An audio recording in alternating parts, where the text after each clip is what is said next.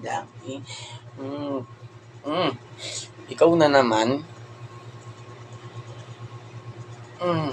Daming problema sa buhay eh, no? Okay, ganito.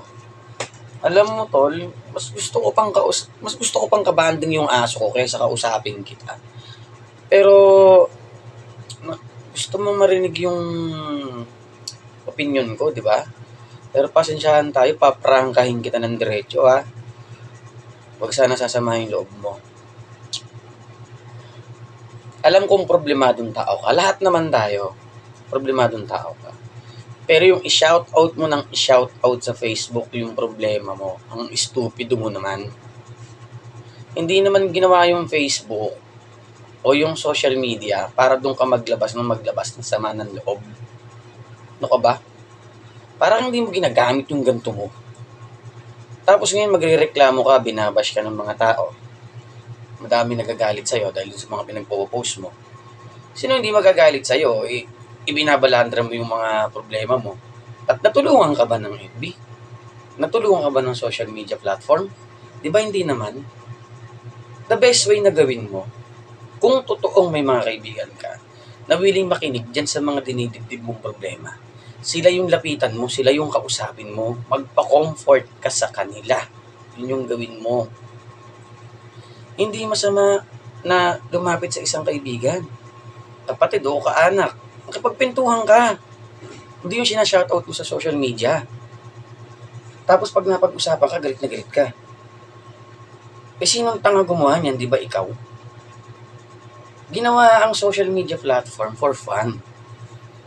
To express lang kung ano yung saya na nararamdaman mo.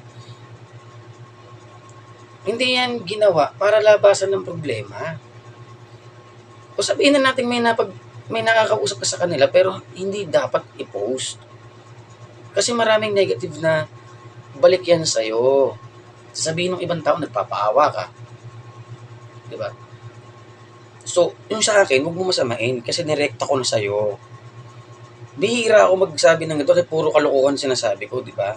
Pero yung sa akin kasi totoo lang, kung sa ibang tao, talagang nakakairita ng pakinggan yung problema mo rin sa social media, pino-post mo pa. Tapos pagka pinagsabihan ng ibang tao, galit ka. Hindi pa masakit sa yung sinabi ko na mas gusto ko pang kabanding yung aso ko kaysa kausapin kita. Di ba? Totoo naman, cute-cute kaya ni Lucky. Dude, hindi labasan ng problema ang social media, okay?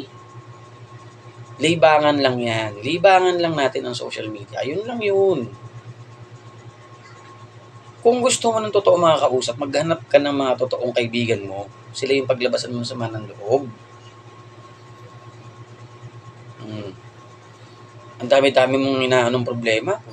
Naubusan ka lang naman pala ng ulam. Tara, kapir tayo.